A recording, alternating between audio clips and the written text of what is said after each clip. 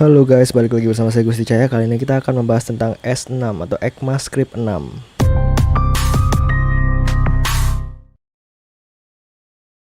Jadi apa itu ECMAScript 6? ECMAScript itu sederhananya adalah pengurutan versi dari JavaScript ya.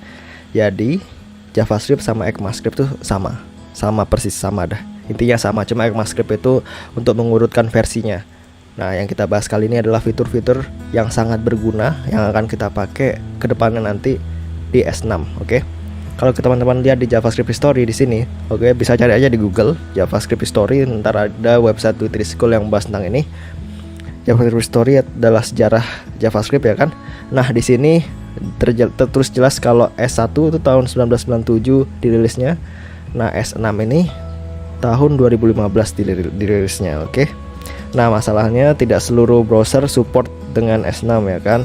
Ada beberapa yang support S6. Cuma kalau dari tahun 2021 seperti ini saya rasa semuanya udah support. Nah, ini di sini sudah tertulis jelas kalau tahun 2018 sudah full support for S6. Oke, in browsers gitu untuk semua browser.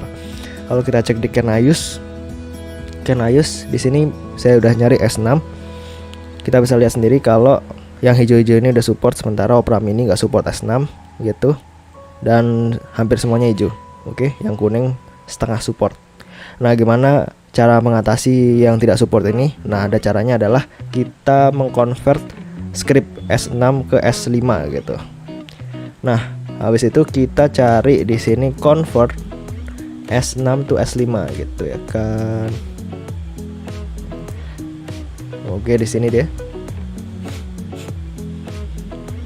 Nah, ini di sini misalnya saya ketik ya LED. Tadi udah tertulis LED sate, artinya LED sate sama dengan 20. Nah, ini salah satu contoh script S6 ya kan. Terus kita transform. Nah, dia akan otomatis keubah menjadi S5 gitu. S5 ini seluruh browser support. Kalau kita cek S5, nah, seluruh browser support. Ini malah partial support, memang gak jelas Opera Mini nih, agak gelut deh. Oke, seperti itu. Nah, kan kalau cara seperti ini kan nggak enak kan, harus ini kita manual bolak-balik ke sini untuk convert S6 ke S5, convert S5 gitu kan. Ada nama plugin di JavaScript Babel ya kan.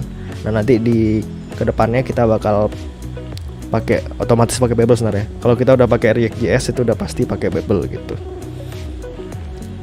Jadi teman-teman nggak usah risau tentang S6, Babel, React.js itu nggak usah risau dulu. Yang penting kita pelajari fitur S6. Nanti teman-teman bakal ngerti sendiri kenapa kita harus pelajari ini, oke? Nah, fitur dari S6 itu ada namanya let dan const. Apa ini? Ini adalah deklarasi variabel. Misalnya kalau kita deklarasi variabel kan biasanya kita pakai var kayak gini kan. Nah, var testing 10 gitu kan, CLG testing gitu kan. Wih, kencang banget ketiknya guys. Nah, testing 10 gitu kan. Var testing sama dengan 10. Ini artinya kita mendeklarasikan variabel testing, terus habis itu menginisialisasi variabel testingnya dengan angka 10. Habis itu kita panggil dia, kita print dia, kita cetak dia semacam itu. Terus habis itu muncul 10 di sini, oke? Nah, ada namanya let. Oke. Kita mendeklarasikan dengan let gitu.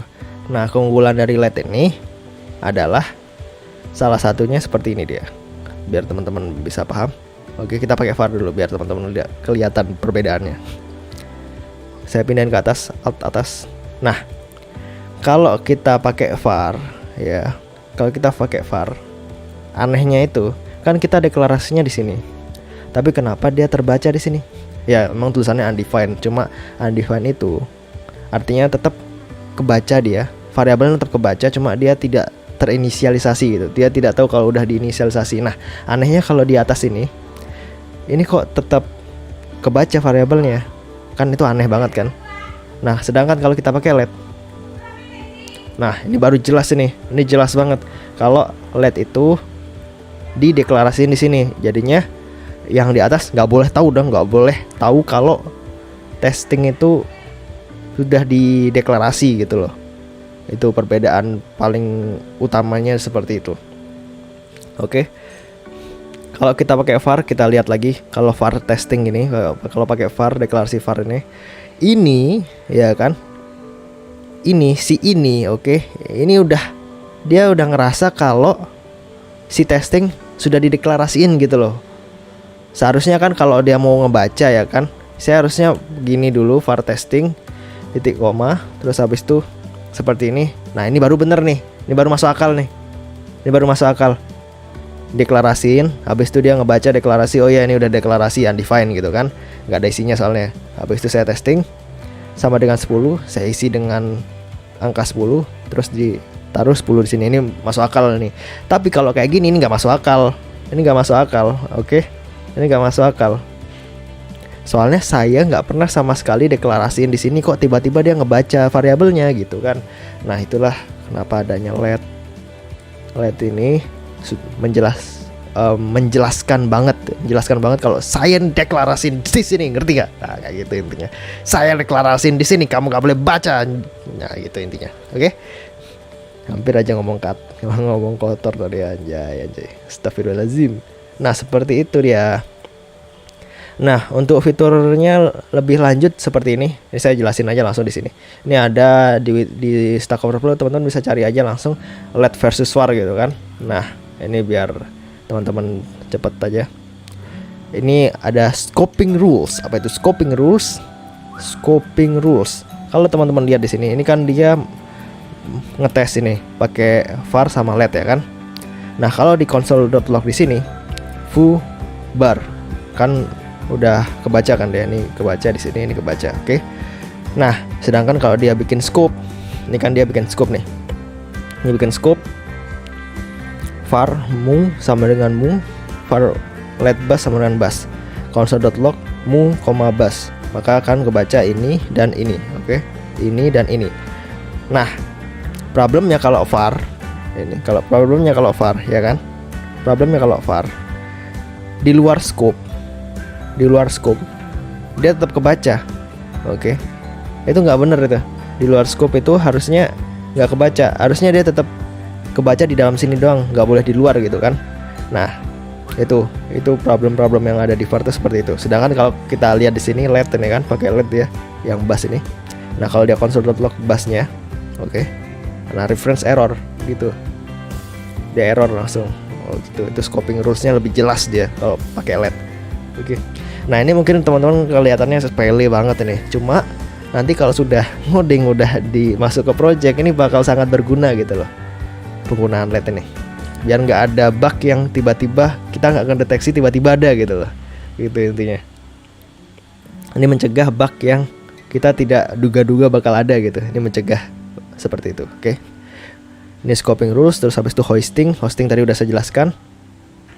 Hosting itu kayak gini tadi kan, kalau pakai var dia kok tiba-tiba tahu gitu ada variabel padahal kan udah dideklarasi di atasnya gitu kan, kayak tadi yang saya jelasin pokoknya. Terus creating global object property. Nah seperti ini dia. Ini problemnya kalau var itu, ketika kita membuat variabel foo sama dengan ini, oke, ini dia globally scope. Jadi kalau teman-teman ketik window.foo dia bakal ngebaca gitu. Kayak gini dah, biar teman-teman bisa mudah paham ya. CLS, CLS clear. Ini sebuah trik, kalau dia clear nggak bisa dipakai, pakai console.console.clear. Console.clear. Kalau semisal tadi nggak mau ya clear kurungnya tadi, oke. Nah, misalnya di window, kita bisa lihat window itu kan seluruh hal yang ada di browser ini gitu kan.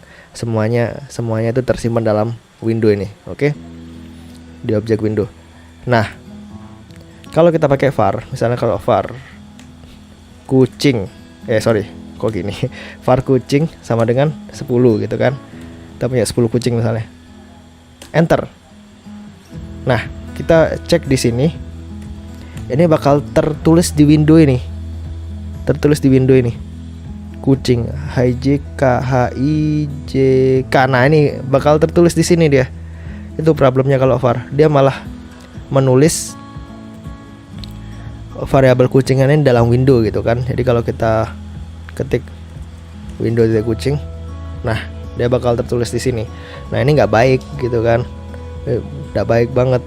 Karena ini bakal menambah-nambahin sistem yang ada di browser ini gitu loh.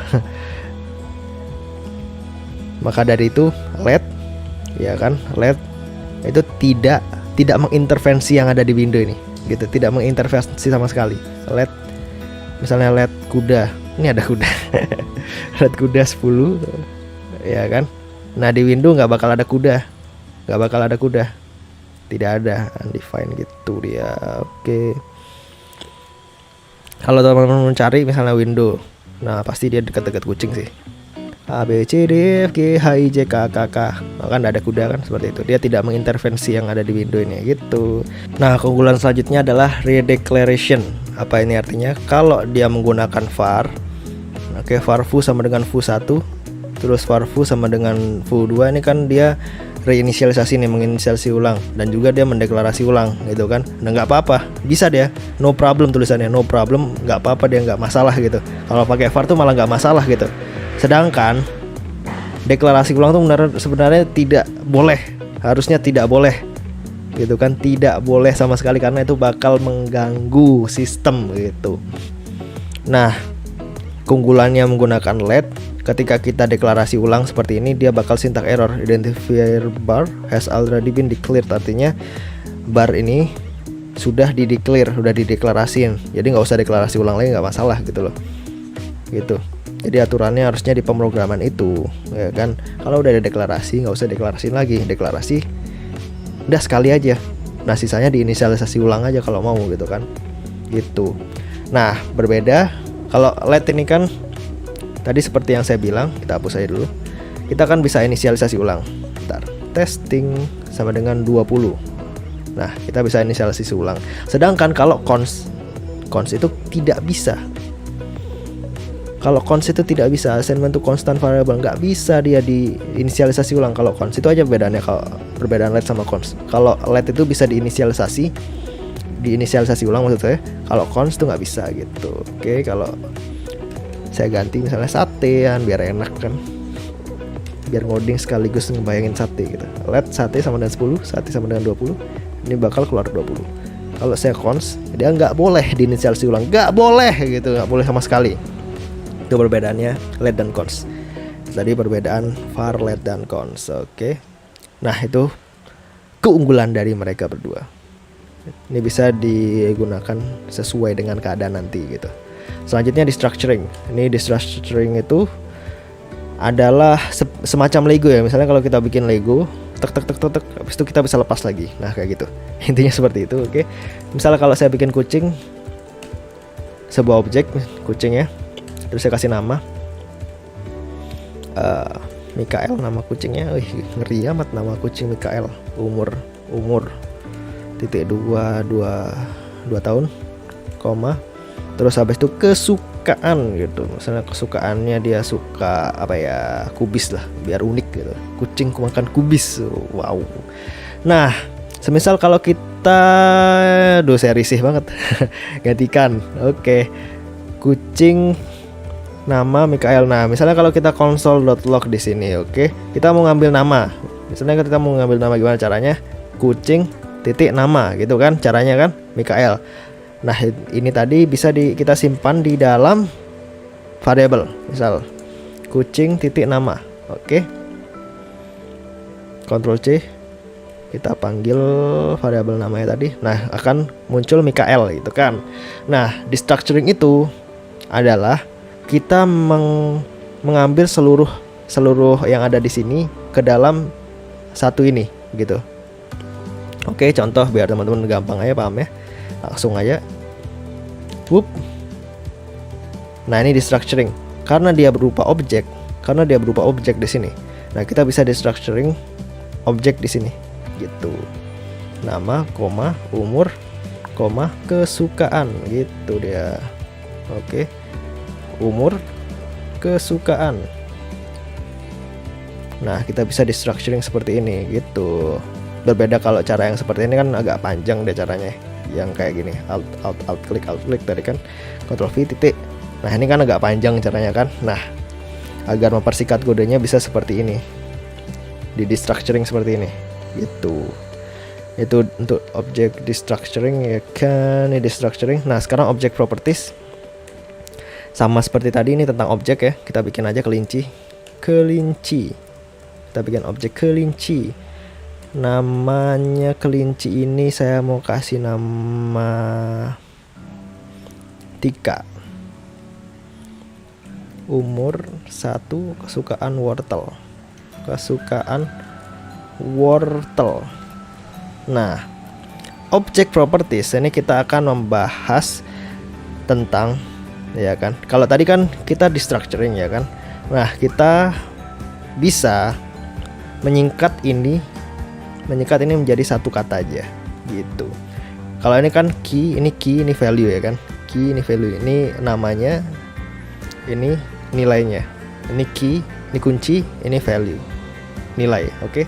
Key, value, kunci dan nilai. Oke. Nah, kita bisa dengan cara seperti ini, cons, ya kan. Setelah itu, ini kita komen aja dulu. Udah kelar soalnya, ini udah kelar. Nama sama dengan Tika.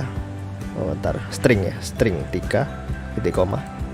Ini kita bisa singkat ya menjadi satu seperti ini, gitu. Kita bisa singkat seperti ini. Jadi kalau misalnya kita console.log kelinci, nah dia bisa seperti itu. Ini asal mulanya dari mana sih? Dari sini dia. Ctrl C, titik 2, Ctrl V. Nah seperti itu. Jadi yang mulanya seperti ini bisa disingkat menjadi seperti ini, gitu. Oke, kita ubah dikit ya, biar teman-teman bisa paham dari ngelihat doang. Oke, nama kelinci. Nah, di sini nama titik 2 nama kelinci. Nah, kalau kita lihat di sini kan yang tertulis objeknya di sini nama, ya kan, nama titik 2 Tika gitu kan. Nah, kalau kita hapus ini, kita sesuaikan dengan ini, maka yang keluar seperti ini, nama kelinci titik 2 Tika, gitu dia. Oke, seperti itu. Nah, selain kita bisa mengubah value-nya, kita juga bisa mengubah key-nya secara dinamis gitu kan. Tadi kan kita mengubah value secara dinamis, ya kan. Sekarang kita mengubah key secara dinamis. Oke, semisal ini saya pakai bahasa Inggris. Cons umur, ya, misalnya umur. Saya pakai AG misalnya. Oke, umur. Nah, gimana caranya mengubah ini, gitu kan? Kalau mengubah ini kan gampang nih, tinggal kita Ctrl C, Ctrl V. Nah, kan udah menyesuaikan berdasarkan variabelnya gitu kan. Misalnya kalau kita ganti kodok gitu kan, namanya kucingnya kodok juga bisa gitu loh, bisa ganti. Nah, sedangkan kalau saya mau mengubah nama key-nya ini, kita asal Ctrl C, Ctrl V sini nggak bisa. Dia udah kaku di sini umur gitu kan, udah kaku umur, kaku, nggak bisa dinamis gitu. Kalau kita mengubah key-nya, oke, gimana caranya? Kita kasih ini kotak seperti ini. Apa ini? Kotak lah pokoknya, kurung kotak, terus ditutup kayak gini, oke. Nah, dia bakal menyesuaikan yang ada di sini gitu. Misalnya kodok juga bisa keubah dia key-nya gitu. Misalnya awan juga ubah dia seperti itu. Oke. Itu tadi object properties, gimana cara kita menghandle atau mengurus key dan value. Key yang ini ya, key. Ingat ini key. Ini key, ini value. Key, value. Key, value. Oke, key itu bahasa Inggris yang artinya kunci. Selanjutnya kita akan bahas fitur template strings. Oke. Apa itu template string? Semisal saya punya ini variabel namanya alamat, terus saya kasih Jalan Merpati nomor 77 Magelang misalnya. Entah di Magelang ada Jalan Merpati atau enggak, saya nggak tahu. Pokoknya ada alamat seperti ini, Jalan Merpati nomor 77 Magelang. Oke, titik koma. Nah, saya console.log dulu alamat biar kelihatan nanti hasilnya. Oke. Nah, semisal kalau saya mau bikin ini dinamis, oke, bikin nomornya ini dinamis. Oke, kita bikin aja nomor alamat 77 gitu kan. Nah, kalau saya mau bikin nomor alamatnya ini dinamis kan saya harus seperti ini caranya. Oke, saya kasih plus dulu di sini. Ya, ini untuk menggabungkan antara dua string ini. Terus habis itu saya kasih plus lagi untuk menambahkan satu. Oke, satu string dengan isinya ini. Oke. Nah, kalau saya Ctrl V nggak bisa, jelas nggak bisa kan, ini string jadinya kan saya mau oper variabel gitu. Oke, hapus saja stringnya. Nah, seperti itu. seperti ini dia. Ini kan agak ribet kan, kasih plus gitu kan. Nah, kalau di template strings, ya fitur template string di S6 itu mempermudah hidup kita gitu loh, intinya seperti itu. Jadi kita tidak perlu plus seperti ini, hapus saja. Terus kita kasih backticks di sini, backticks. Ya, backticks. Terus habis itu kasih $, kurung. Beda ya, ini bukan petik satu, bukan, ini backticks. Ntar saya kasih tahu di mana tepatnya. Nomor alamat. Nah, kasih $, terus kurung kurawal, nomor alamat. Nah, terus di mana letak backticks ini? Backticks itu ada di pojok kiri atas keyboard ya. Kalau kita cari di Google backtick, nih backtick nih, di sini deh. Di keyboard teman-teman nih, ini namanya backtick. Oke. Yang kecil nih. Nah, itu langsung aja diklik, nggak usah pakai shift, nggak usah pakai tahan shift, nggak usah, langsung klik aja backticksnya. Itu ntar muncul backticks di sini. Oke. Nah, jadinya kan lebih enak dipandang lah, nggak kebanyakan plus gitu. Jadi $, terus kurung kerawal, terus masukin variabelnya seperti itu. Ya, ingat kalau mau per variabel itu jangan kasih string yang nggak guna jadinya. Oke, jangan kasih tanda petik 2 seperti ini. Langsung aja nomor alamat, oper aja langsung gitu. Oke. Sekarang default arguments, oke. Nah, semisal kalau saya mau bikin function, arguments itu adalah parameter yang ada di function gitu, oke. Function sum, apa artinya sum? Sum itu penjumlahan artinya. Atau biar teman-teman gampang pahamnya, saya kasih aja bikin function penjumlahan. Oke, dah. Nah, di sini saya akan return 1 tambah 1. Berapa 1 tambah 1? 2. 2 plus 2 is 4. Minus 1 that's 3 hikmat gitu kan, bahasa Inggris lagu rap gak jelas deh. Oke, lanjut. Nah, kita bakal ngetes ya. Ini kan kita return dari function ini 1 tambah 1. Kita console.log penjumlahan. Nah, kok nggak mau keluar 2-nya? Ingat kita perlu trigger itu gini. Oke, kita trigger dia, penjumlahan di trigger, jadi yang keluar adalah 2 gitu dia. Nah, sekarang saya mau bikin dia dinamis. Ini saya kasih parameter atau argumen sama aja, A, B. Oke. A di sini, A di sini, B di sini, B. Nah, jadi none itu artinya not a number, dia nggak ada isinya gitu.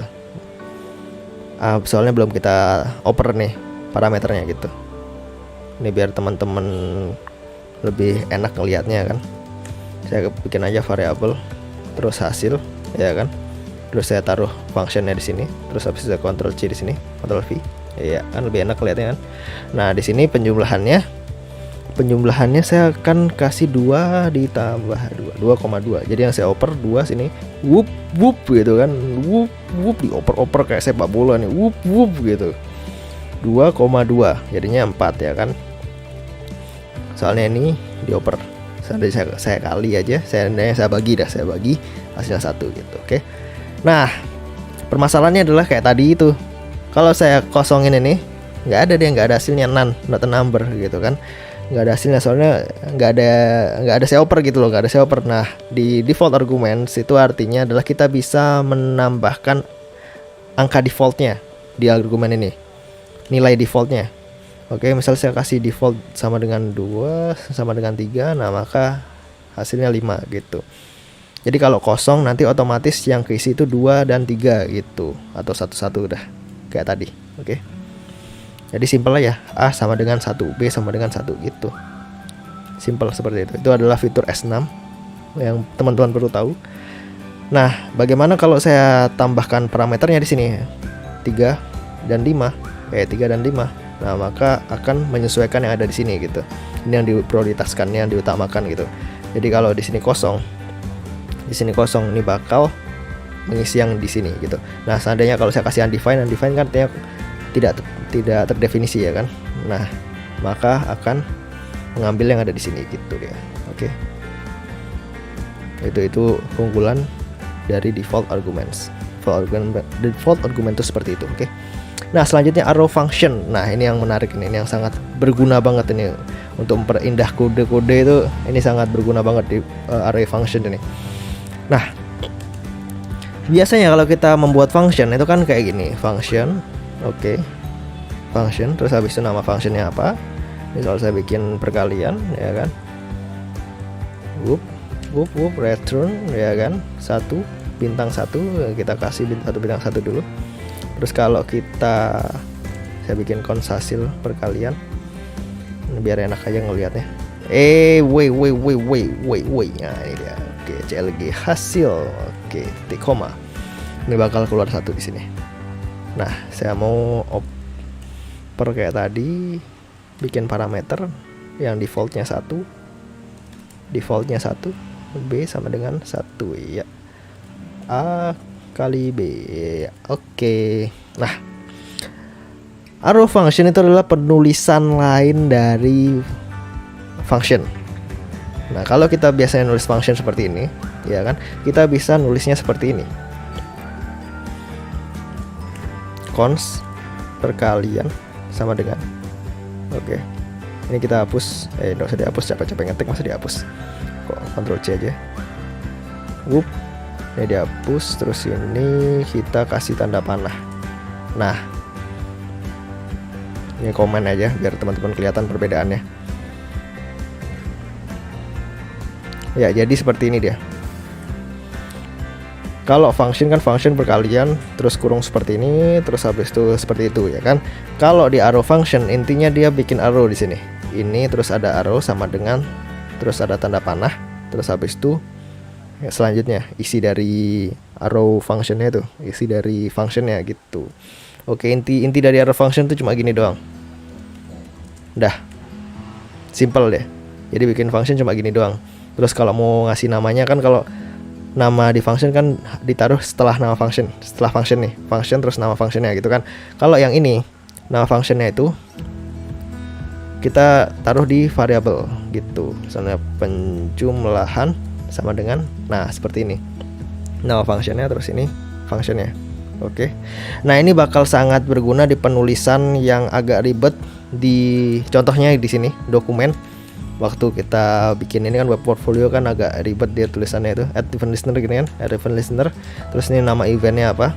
Nah, kalau dia function ini kan lumayan panjang ini Pak, function gini Pak, ya kan. Ini abaikan aja dulu, ini abaikan, soalnya ini nggak kehubung sama HTML gitu, ini JavaScript doang, ini nggak kehubung sama HTML, abaikan aja ini.